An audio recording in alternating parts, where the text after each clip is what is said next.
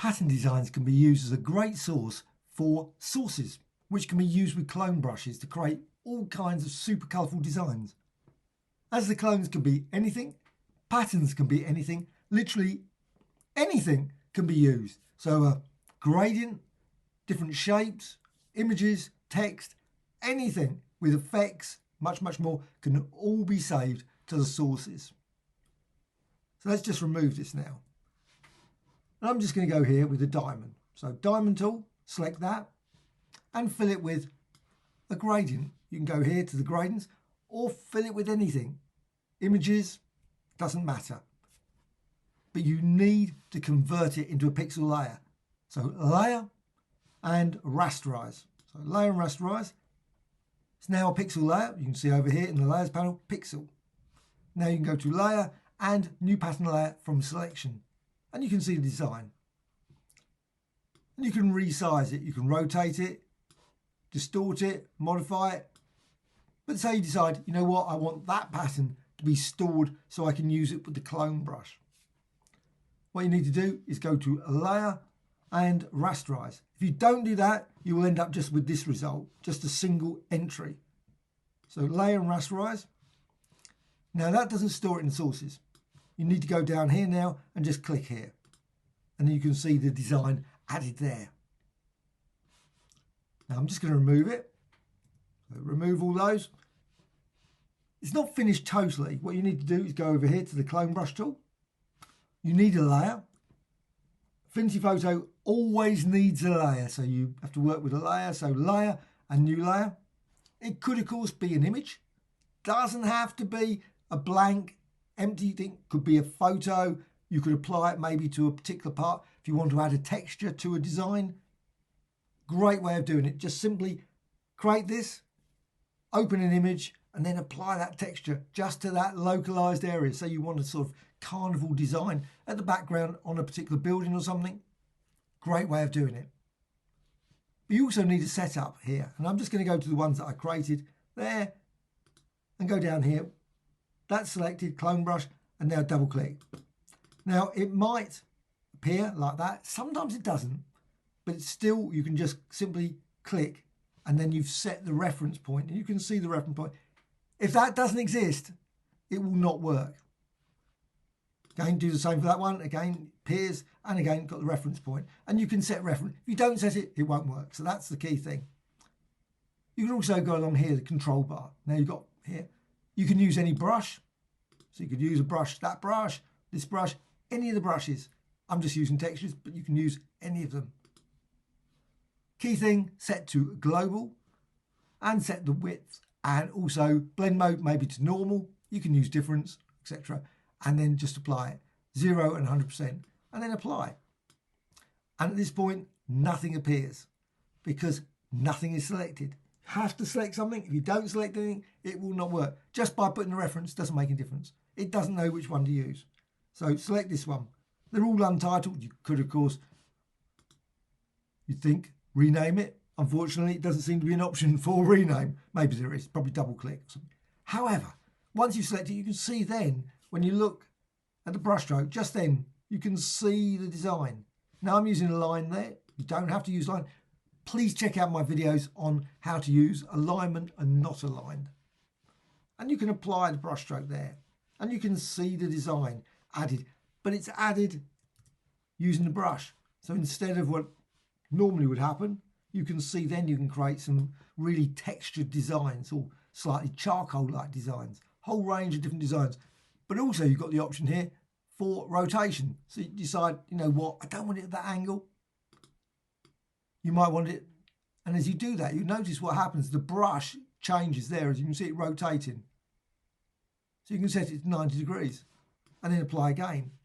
And now it's applied on top of that. So you can see it's got it at different angles now. You can also set the scale. You might want slightly bigger, and you can see as you do that, it just grows much larger design. So you can see then, if you apply it again, you've now got that pattern design, but the pattern design is applied at 200 or 300%. It's great for creating all kinds of very nice, colourful designs. Now I'm applying it on a layer, just one layer. You don't have to. you can always go to layer and new layer for this. As a layer, you can just apply it again. Now, because you're using not aligned, it will position it differently from the previous. You might prefer aligned, you might prefer not aligned. Just try them out and find out which one you prefer. Personally, I generally use not aligned because I just apply it in one continuous brush stroke. But if you apply it again, you might find, obviously you will find when you apply it again, it will start applying from that reference point and it probably won't match that design, which is not ideal sometimes. So you've got this design, it's a layer. So you can go down to layers, effects. You can always just click 3D and bevel emboss. And you can see you can create a lovely beveled design just using that approach with that layer, with that gradient and pattern and the brush stroke and close.